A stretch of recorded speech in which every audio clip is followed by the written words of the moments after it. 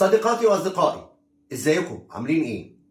واحد من الفيديوهات اللي اتشهر بفضلكم على القناه دي هو الفيديو اللي اتكلمنا فيه على ماك بوك 2015 اللي هو كان ل 12 بوصه، وقلنا مشاكله وقلنا ميزاته وقلنا عيوبه، بس قلنا في الاخر انه كان شغال لغايه السنه اللي فاتت وما زال شغال السنه دي. هل بس الكلام ده على الماك؟ لا، وعلى الويندوز كمان. يعني ايه؟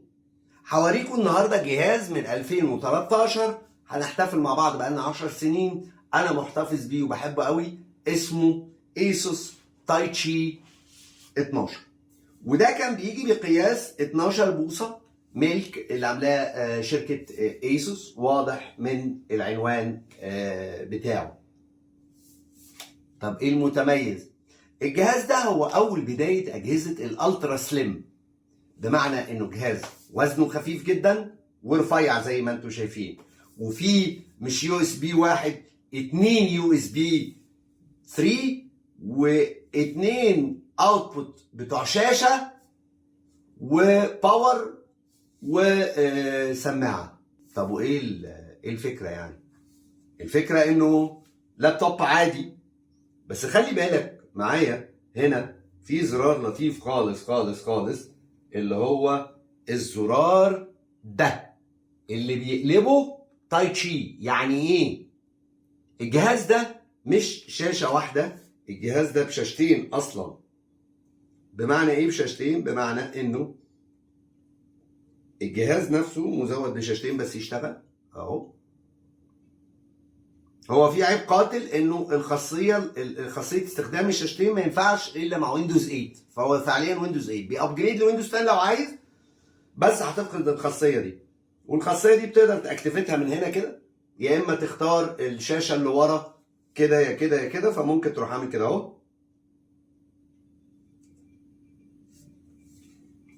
وفي الحاله دي بيبقى مشغل شاشه ورا اهي وشاشه قدام، وممكن تشغل عليها مالتي ميديا وتعمل اللي انت عايزه. تمام. طيب وده يعني ميزه في ايه؟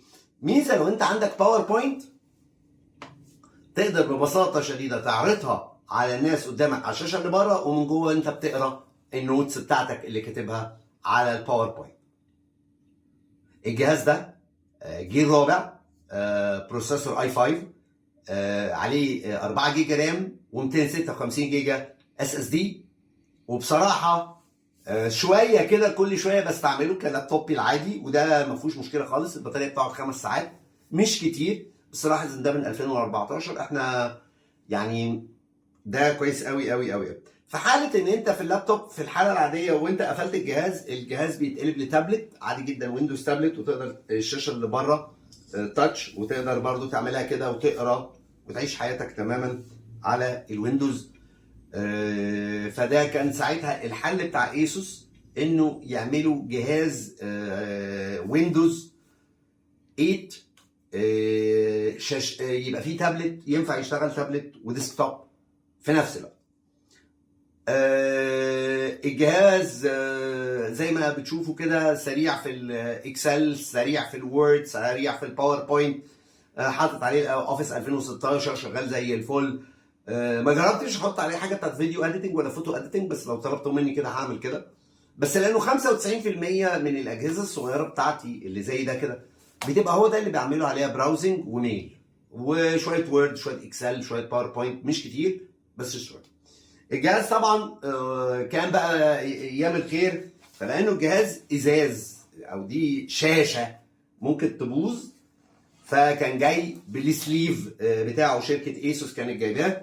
ولو خدت بالك شويه وانت تقرم هتلاقي علامه كده في السليف، العلامه ديت هي ببساطه شديده مكان للقلم، لان الجهاز ده كمان بيجي معاه قلم زي القلم بتاع مايكروسوفت سيرفيس. في رايي الشخصي انه انا بستعمل الجهاز ده عادي جدا، تقدر اي حد فينا يستعمله، مش هيكلفك كتير. ما اعرفش تكلفته كام، بس ما اظنش ان في منه في مصر الايسوس تايتشي. يعني لو حد عنده يا ريت يقول لي في الكومنتس، او يعرف حد عنده تايتشيز. ده ال 12، في الاكبر منه ال 13، بس شغال وورد اكسل باوربوينت. اي ثينك انه كمان ممكن يشتغل فوتوشوب، بس لو حاجه بقى سي اس 6 حاجه قديمه شويه، ممكن يشتغل فاينل كات. لا مش هيشتغل اكيد فاينل كات لان ده ويندوز. بس ممكن يشتغل بريمير. لا بس ممكن يشتغل حاجه زي كاب كات، لانه كاب كات دلوقتي موجود على ويندوز. ممكن تنزل كاب كات وتشتغل عليه عادي جدا. ممكن تعمل منه شويه فيديوز يعني. فانا شايف وهيقعد معاك 5 ساعات. لو مشغل شاشه واحده هيقعد معاك 5 ساعات، 5 ساعات ونص. لو الشاشتين لا هتهلكهم بسرعه. تقيل سنه على الترا بوك في 2022، بس في 2013 لا. شاشتين بيستهلكوا البطاريه اكتر. معظم الوقت مش هتحتاج الشاشه اللي بره. حاجه بعملها لطيفه قوي ساعات لما بحب العب مع حد، هو ان انا بخلي الشاشه اللي بره تعمل زي جرافيك كده، تلعب مع الناس جي اي اف. فالناس يتهيأ لها انه ده حاجه يعني غريبه شويه. انا بحب لما اقعد في ستاربكس الناس تقلق كده. لكن غير كده الشاشتين مش حاجه جامده قوي، بس حل لو انت عايز تستعمل تابلت او تتفرج على معاك طفل مثلا وعايز تشتغل وتتفرجوا على فيلم، فده هيبقى حل لطيف جدا. ده كان لو رأيي الشخصي انه جهاز من 2013 يقدر يشغلك في 2022 و23.